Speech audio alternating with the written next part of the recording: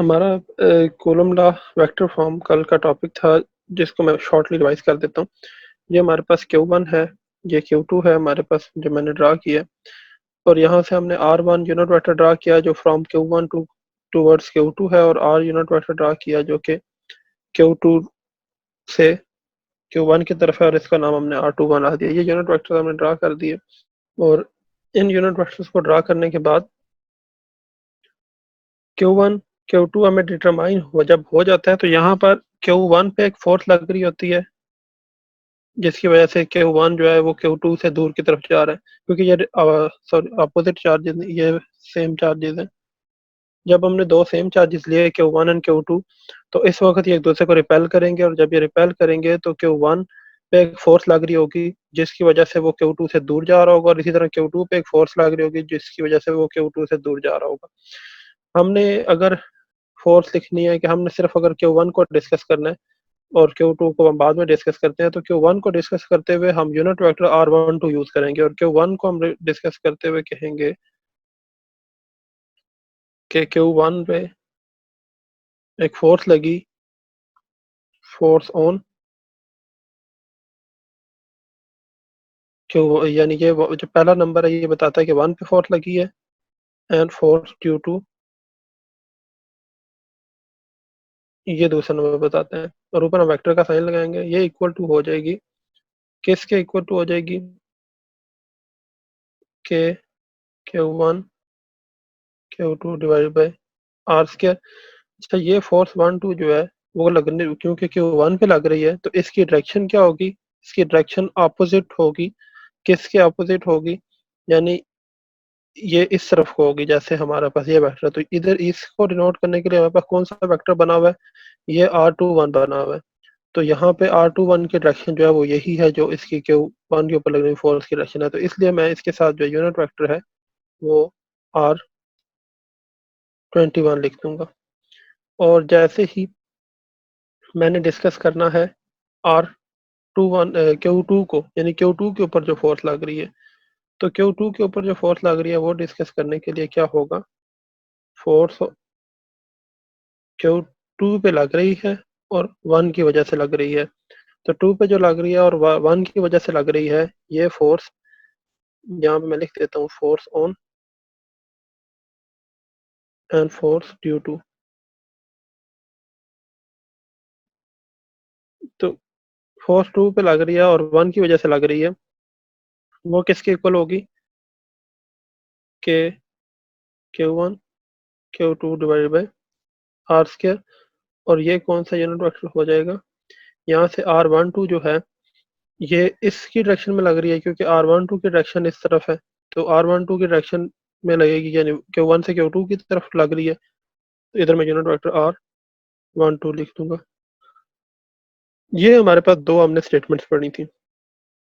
इसमें हम इसको एफ को यहाँ पे रिप्रेजेंट कर सकते हैं कि Q1 पे लग रही है, और Q2, ये रिपल्सिव के लिए बना रहा हूँ, Q1 पे लग रही है और 2 की वजह से लग रही है, और इसके ऊपर एरो लगा देंगे या बार लगा देंगे, और इस पे हम F21 यहाँ पे लिख सकते हैं कि 2 पे लग रही है और 1 की वजह से लग रही है।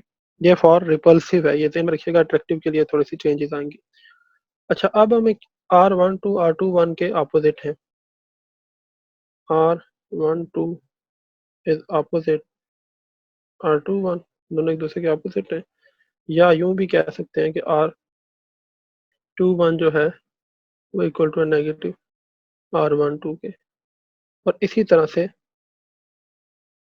F12 जो है वो अपोजिट है F21 की। मैग्नीट्यूड सेम है ना, मैग्नीट्यूड सेम है, तो मैग्नीट्यूड सेम होगा तो इनकी, जब मैग्नीट्यूड सेम होगा तो इनकी डायरेक्शन सिर्फ चेंज होगी, तो डायरेक्शन नेगेटिव साइन से रिप्रेजेंट की जाएगी। एंड आर, इधर इधर हम ये भी कह सकते हैं F21 इज अपोजिट F12। ये हमारी जो है ना कल तक की मेन सारा सिलेबस था। और फॉर अट्रैक्टिव क्या करते थे, फॉर अट्रैक्टिव फोर्स, यानी ये जो है ये रिपल्सिव के लिए बनाया मैंने, दोनों रिपेल कर रहे हैं, दोनों रिपेल कर रहे हैं यहाँ पे। फॉर अट्रैक्टिव कैसे करते थे, उसकी डायग्राम एक दफ़ा देख लें। इसकी डायग्राम इस तरह से बनती थी कि यहाँ पर एक पॉजिटिव है, एक नेगेटिव है, ये दोनों एक दूसरे को अट्रैक्ट कर रहे हैं, तो ये हम लाइन ज्वाइन करा देंगे पूरी। ये आर यूनिट वेक्टर हो जाएगा और ये आर यूनिट वेक्टर और 21 हो जाएगा, ये यूनिट वेक्टर हो गया। और इन दोनों के दरमियान ये डिस्टेंस क्या है, आर है। ये डिस्टेंस ऑब्जेक्ट के सेंटर से दूसरे ऑब्जेक्ट के सेंटर तक दिया गया। यहाँ ऊपर भी हमने इसमें डिस्टेंस मेंशन करना था।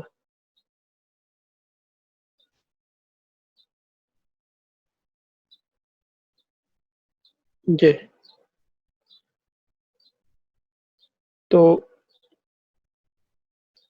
यहाँ पे हमारे पास इस सिचुएशन में क्या होगा कि force on one of first object caused by two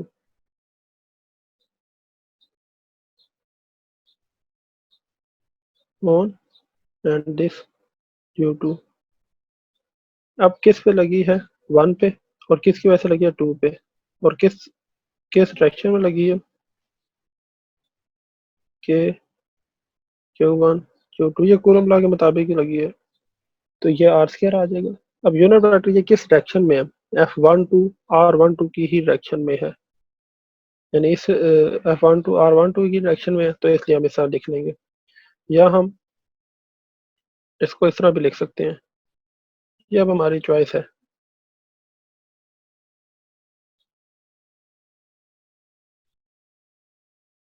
R12 की जगह पे हम लिख सकते हैं इधर माइनस साइन के साथ R21, यानी R21 के अपोजिट में, और या हम माइनस F12 के साथ इधर ला के मल्टीप्लाई कर दें, माइनस F12 और के Q1 Q2 और आर स्क्वायर एंड R21 ही लिखा रहने दें, और यह माइनस की जगह पे हम F को रिप्लेस किससे कर दें, F21 से, और वो आ जाएगा के Q1 Q2 over are square R21। ये क्योंकि ये माइनस इसके इक्वल होता है, ये भी हमने पढ़ा, minus F21 F12 equal to होता है F21 के। तो ये अब हम इस तरह से चेंज भी कर सकते हैं। और अब आ जाते हैं F21 जो हम लिखेंगे ऑन G2, तो तब क्या होगा कि Q1 आर स्क्वायर और के Q1 Q2 और आर स्क्वायर लिखेंगे, लेकिन अब F21 लिख रहा हूँ, F21 जो है 2 पे लग रही है 1 की वजह से, तो वो R21 की डायरेक्शन में है।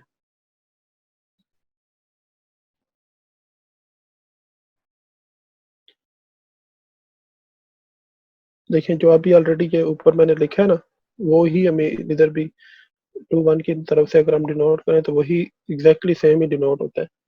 और इसी तरह से हम क्या कर सकते हैं, इसको इस तरह से भी लिख सकते हैं कि Q1 Q2 इंटू नेगेटिव यहाँ पर आ जाएगा, नेगेटिव R12 आ जाएगा, तो नेगेटिव यहाँ लिख देंगे और R12 इधर लिख देंगे, तो यहाँ पे हम आर स्क्वायर इस तरह से मेंशन कर लेंगे। तो ये F21 जो है इक्वल टू हो जाएगा नेगेटिव के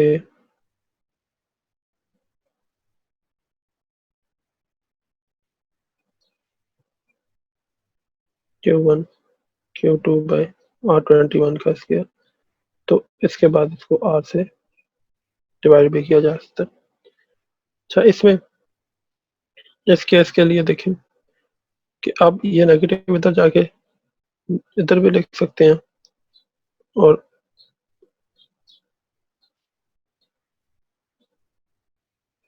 और यहाँ पर हमारे पास ये नेगेटिव जो है ये, क्योंकि हमें पता है F12 के इक्वल होता है, तो इज इक्वल टू के Q1 Q2 by r square R21। अब ये देखें, ये वही डिस्कवर, यही वही वो रिलेशनशिप आ गया जो हमने यहाँ से जहाँ से स्टार्ट किया था, ये वाला रिलेशनशिप आ गया जो पहले ये हमने यहाँ से स्टार्ट किया था। तो अब ये हमारी जो है ना थोड़ी सी इसकी वेक्टर की सारी कन्वर्जेंस थी और वेक्टर की सारी, ये आप अपने पास पेज पे सॉल्व करें, आपको ये सारा मैथमेटिक्स समझ आ जाएगी कि हम क्या कैसे इसको रिप्रेजेंट करते हैं। और रिप्रेजेंट करते हुए यहाँ पे देख लें, वहाँ वेक्टर मार्क कर लें इस जगह पर। ये वाली जो ये है एफ ऑफ 1 to 1 पे लगी ड्यू टू 2, और ये है एफ ऑफ 2 1 सेकेंड पे लगी 1 की वजह से। तो बुक में थोड़ी सी रिप्रेजेंटेशन कंफ्यूजिंग है, मैंने इसको ठीक कर दिया है यहाँ पे। आप इसी तरह जैसे मैं सॉल्व करा रहा हूँ इसी तरह सॉल्व करेंगे। लास्ट पॉइंट जो हमने पढ़ा था, वो हमने क्या पढ़ा था? लास्ट पॉइंट जो था वो हमारा था कि ये जो के है, ये वाला के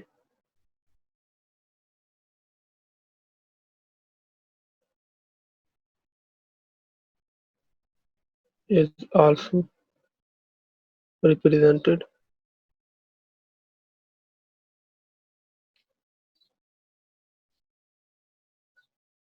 in the form of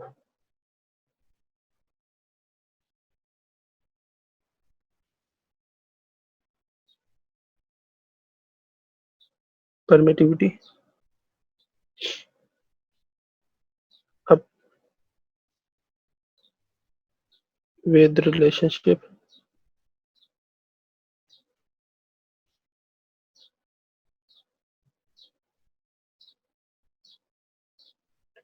इस रिलेशनशिप के साथ k is equal to 1/4 pi epsilon naught, where epsilon naught is equal to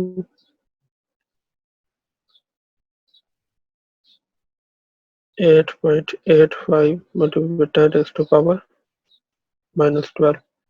मैंने इसका यूनिट क्या होगा? इसका यूनिट हो जाएगा c स्क्वायर पर न्यूटन पर मीटर स्क्वायर। ये जनाब आपका जो है ना यहाँ तक कल का रिवाइज हो गया टॉपिक। और अब हम नेक्स्ट टॉपिक की तरफ जाते हैं, जो कि है coulomb law in material media.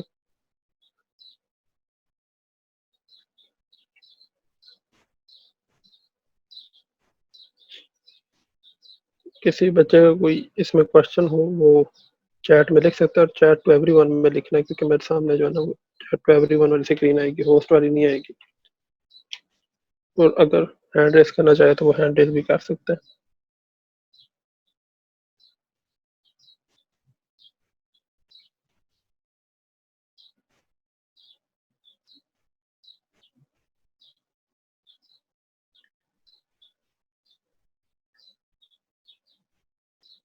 Coulomb law in material media.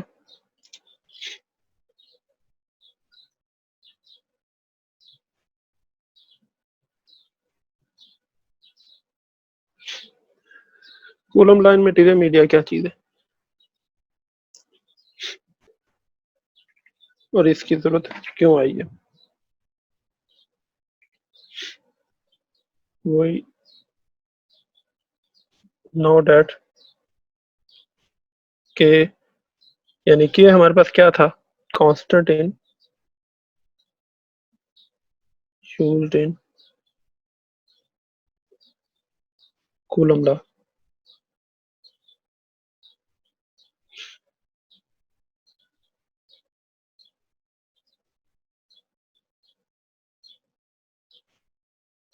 ये जो कांस्टेंट है जो हमारे पास कूलम लॉ में यूज है, यानी एफ इज इक्वल टू के Q1 Q2 over are square. इसमें ये जो के है इसकी बात हो रही है। मैंने साइड स्लैश आर स्क्वायर लिख दिया, ये वैसे वो लिखा ठीक था, लेकिन बच्चे जो है ना बाद दफा उसको और गलत कर जाते हैं। ये के जो है हमें पता है कि ये मैंने यू वी नो दैट के depends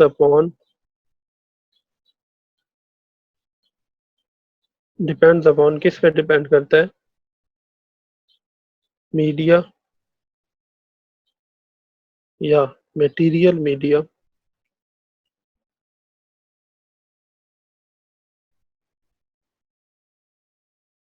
material media placed between material media पे डिपेंड करता है, किस मटेरियल मीडिया पे? जो कि रखा गया हो प्लेस बिटवीन चार्जेस, चार्जेस के दरमियान जो मटेरियल मीडिया मौजूद हो। मिसाल के तौर पे Q1 है ये चार्ज, तो मैं पॉजिटिव लिख रहा हूँ, ये पॉजिटिव Q2 है। ये इसके दरमियान जो यहाँ पे जो इस जगह पर मीडियम है ना, इस पे क्या डिपेंड करता है? अगर इधर एयर है, या पहले वैक्यूम है, या एयर है, या इधर वाटर है, तो एक के की वैल्यू चेंज होगी। ये हमारे पास मेन इशू है। लेकिन के की वैल्यू तो हमने कांस्टेंट डिटरमाइन की हुई है।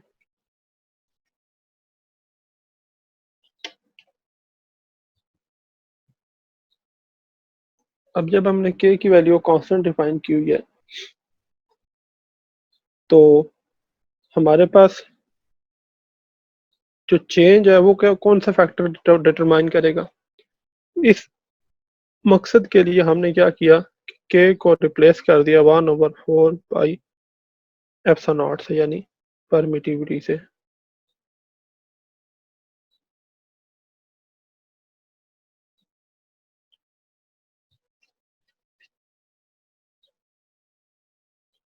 अब परमिटिविटी से क्यों चेंज किया?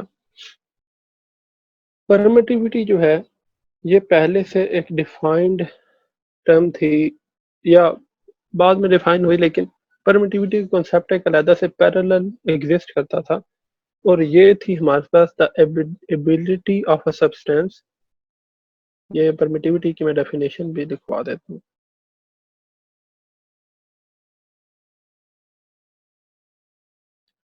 बल्कि बुक में तो नहीं है, लेकिन ये मैं वैसे आपको लिखवा देता हूँ। फिर ये एप्सिलॉन नॉट तो एयर की है ना, तो परमिटिविटी, सिंपल परमिटिविटी की डेफिनेशन क्या है? Is ability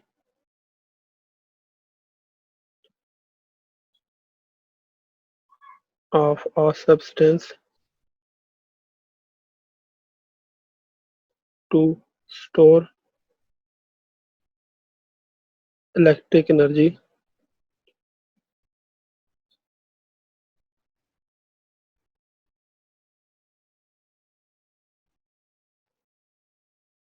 electric energy in an electric field।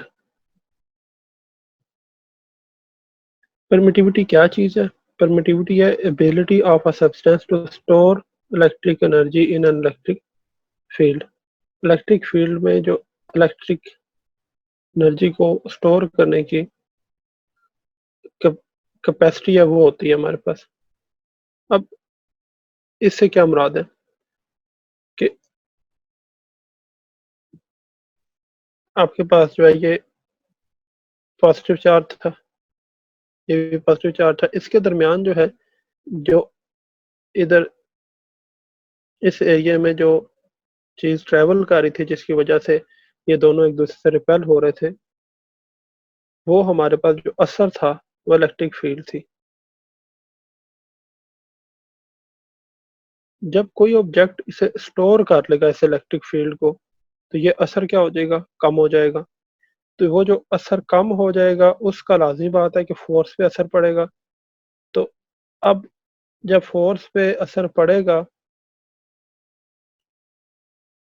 तो उसको हमने अकाउंट करना होगा। तो ये जो चीज़ है, अगर तो वैक्यूम होगी तो वो फिर हम एप्सिलॉन नॉट लिखेंगे, और वैक्यूम नहीं होगी तो हम क्या लिखेंगे? सिर्फ एप्सिलॉन लिखेंगे, जो उस एरिया की, इस मटेरियल की वजह से। अब ये ज़रा इसको रीफ्रेम करते हैं, इस सारी कन्वर्सेशन को, कि आपके पास एक एरिया है जिसके अंदर क्या हो रहा है, कोई इफेक्ट यानी कोई असर ट्रांसफर हो रहा है। वो जो असर ट्रांसफर हो रहा है, वो दूसरे ऑब्जेक्ट के साथ क्या करता है? इंटरेक्ट करता है, तभी तो उसे रिपेल करते हैं दोनों एक दूसरे को। इस रीजन के दरमियान कोई ना कोई तो असर ट्रांसफर होता है ना कोई तो इफेक्ट मौजूद है, जिस इफेक्ट को इलेक्ट्रिक फील्ड कहा जाता है। ये मजीद डिफाइन होगा कि इलेक्ट्रिक फील्ड क्या है नेक्स्ट टॉपिक में। तो ये जो इलेक्ट्रिक फील्ड है, ये जब इस एरिया के अंदर से कोई मटेरियल मौजूद हो जो कि इसको एब्जॉर्ब कर ले, तो वो क्या कर देगा? इसको कम कर देगा। जब वो एब्जॉर्ब करके कोई कम कर देगा, तो लाजिम बात है कि उसको वो फोर्स कम कर देगा। तो उस एब्जॉर्प्शन को कंसीडर करना पड़ेगा। तो जब हम उस एब्जॉर्प्शन को कंसीडर करना पड़ेगा तो हमें उसके हिसाब से कांस्टेंट डिफाइन करना पड़ेगा। सो हम जो वो कांस्टेंट डिफाइन करते हैं वो परमिटिविटी होता है। के कांस्टेंट क्यों नहीं डिटरमाइन करते कि के जो है वो सिर्फ और सिर्फ हमें बताता है एक सिंगल वैल्यू, और इसके अलावा के हमें कोई वैल्यू नहीं देता। के सिंपल एक वैल्यू दे देता है, उसके बाद के जो है वो ब्लाइंड हो जाता है, यानी के की वैल्यू चेंज नहीं होती विद रिस्पेक्ट टू मटेरियल। जबकि के डिपेंड ज़रूर करता है किस पे, मटेरियल पे। तो जब के मटेरियल पे डिपेंड करता भी है और के कोई वैल्यू नहीं देता तो हमें के कांस्टेंट जो है वो ज़्यादा अप्रोप्रिएट नहीं है, हमें उसे रिप्लेस करना पड़ेगा। तो वो जब हमें रिप्लेस करना पड़ेगा उस वजह से हम क्या करेंगे, उसकी वजह से हम क्या कर देंगे, चेंज कर लेंगे। किसको चेंज कर लेंगे, के कांस्टेंट को किसी और पैरामीटर में। तो इसलिए हमने के is equal to 1/4 pi epsilon naught कर दिया। अब एप्सिलॉन नॉट जो है फॉर वैक्यूम है, और एप्सिलॉन भी से भी हम रिप्लेस कर सकते हैं। एप्सिलॉन जो है वो सिर्फ और सिर्फ एप्सिलॉन, यानी इस पे ऊपर को नॉट ना लगा हुआ, फॉर मीडियम। और इधर अगर एप्सिलॉन एयर लिख लूँ तो ये क्या हो जाएगा, फॉर एयर। ये अब डिफरेंट मटेरियल्स के लिए एप्सिलॉन जो है ना, एप्सिलॉन जो है एयर के लिए अलहदा लिया गया है। इसके अलावा एप्सिलॉन जो है वो वाटर के लिए अलहदा लिया गया है। इस तरह ये डिफरेंट वैल्यूज हैं। ये अभी आपकी बुक में भी दिया भी हुआ है। तो इस सारी बात का कंक्लूजन ये है कि ये जो हमें इक्वेशन है एफ इज इक्वल टू के Q1 Q2 over are square, जो इससे पहले हमने ये पढ़ा है कूलम लॉ का, ये जो इक्वेशन है वो हमें सिर्फ और सिर्फ वैक्यूम के लिए हमें जो है वो वैल्यू देती है। लेकिन हमें एक्सपेरिमेंटली ये पता है कि हमारा जो एक्सपेरिमेंट होता है वो डिफरेंट इंसुलेटर्स के दरमियान भी होता है या हो सकता है। तो जब वो डिफरेंट इंसुलेटर्स के दरमियान होता है या हो सकता है तो उसमें हमारे पास क्या होगा कि हम जो है डिफरेंट इंसुलेटर्स या डिफरेंट मीडियम में जब प्रैक्टिकल करेंगे तो उनकी वैल्यू को काउंट करने के लिए एक मेथड बनाएंगे। तो वो जो मेथड हम बनाएंगे वो कैसे बनाएंगे, कि वो हम यूँ करेंगे कि F is equal to 1/4 pi epsilon naught लिखेंगे फॉर वैक्यूम। और अगर हम जो है F is equal to 1/4 pi epsilon कर दें, एप्सिलॉन नॉट हटा दें बल्कि सिर्फ एप्सिलॉन कर दें, तो वो हमारे पास क्या हो जाएगा, फॉर मीडियम हो जाएगा। तो मैं इधर मीडियम भी लिख देता हूँ थोड़ा सा। ये फॉर मीडियम है। ये ऊपर वाला केस क्या था, फॉर वैक्यूम था। तो चलो इसको आप एफ ऑफ वैक्यूम लिख लेते हैं, फॉर वैक्यूम। तो अब हम क्या कर सकते हैं कि ये जो एप्सिलॉन है इसकी जगह पर हमने एप्सिलॉन नॉट की जगह एप्सिलॉन यूज कर लिया। अब एक नई क्वांटिटी बनाते हैं,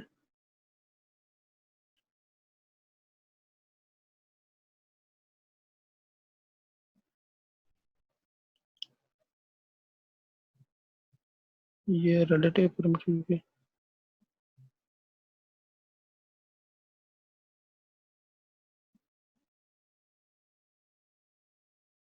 ये हमारे पास एप्सिलॉन नॉट आर जो है वो रिलेटिव परमिटिविटी है।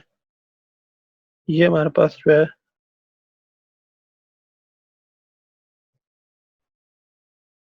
परमिटिविटी ऑफ मीडियम है। और ये आपके पास जो है परमिटिविटी ऑफ,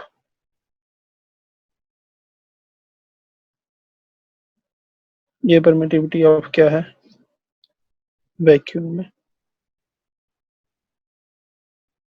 ठीक हो गया। ये हमारे पास जो है ना थोड़ा सा डिफाइन हो गया कि अगर हम क्या करें कि परमिटिविटी ऑफ मीडियम को डिवाइड कर दें परमिटिविटी ऑफ वैक्यूम से, तो एक नई वैल्यू आती है जिसका नाम होगा रिलेटिव परमिटिविटी। तो ये एप्सिलॉन आर के साथ रिप्रेजेंट होगी। अच्छा, एप्सिलॉन आर जो है इसका कोई यूनिट नहीं होता। वजह क्या है कि यूनिट्स में मैंने आपको पढ़ाया था कि एप्सिलॉन डिवाइडेड बाय एप्सिलॉन हो रहा है, सेम यूनिट से डिवाइड हो रहा है, तो इसके यूनिट क्या हो जाएंगे, कैंसिल हो जाएंगे। तो जब सेम यूनिट से डिवाइड हो रहा है तो इसके यूनिट जब कैंसिल हो जाएंगे तो सिर्फ और सिर्फ हमारे पास क्या बचेगा, एप्सिलॉन आर बच जाएगा। तो यहाँ तक जो है ये हमें डिफाइन हो गया। अब इसके 2 से 3 स्टेप्स हैं।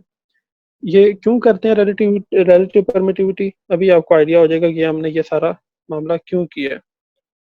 हम ये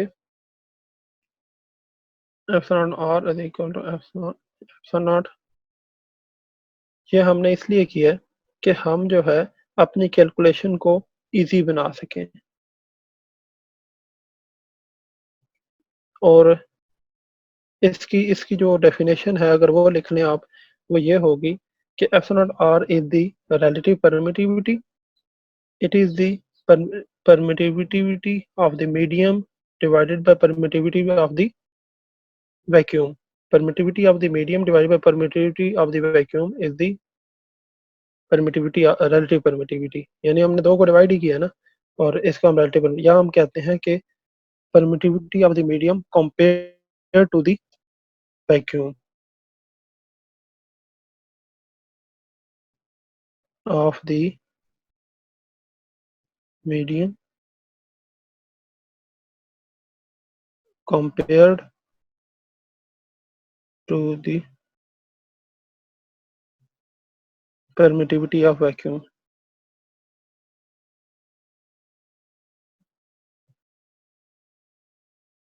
ये हमारे पास जो है परमिटिविटी होती है। तो अब रिलेटिव परमिटिविटी किसके इक्वल है, epsilon by epsilon not.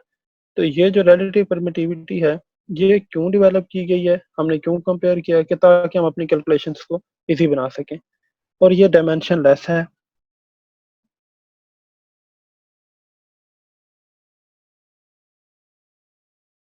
Dimension less है हमारे पास, ठीक है, क्योंकि ये दोनों जो है वो एक दूसरे से डिवाइड हो रहे हैं। अच्छा, डिफरेंट मटेरियल्स की आपके बुक में दी गई है कि वैक्यूम की जो है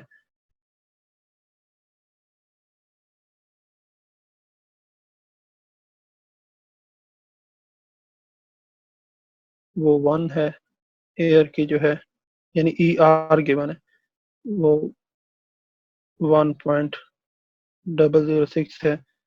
देन उसके बाद ग्लास की है,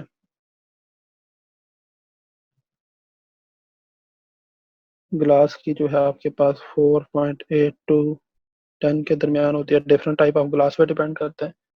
वाटर की 78.5 है।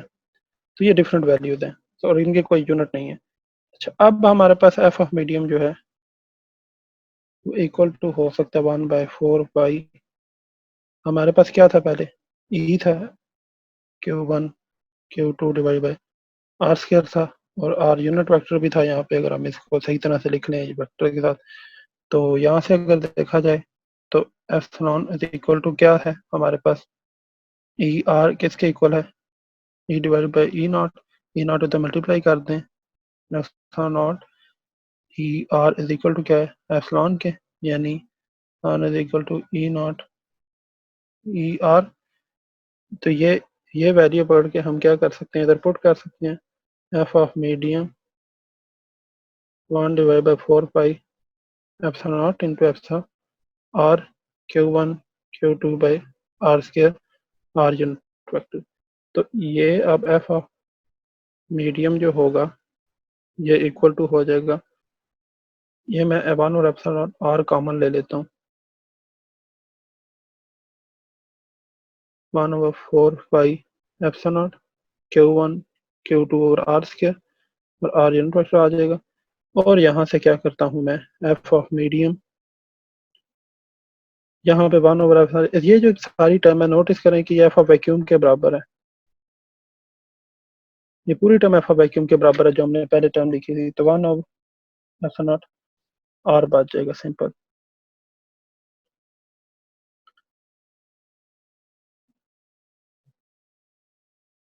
तो इसके बाद एफ ऑफ मीडियम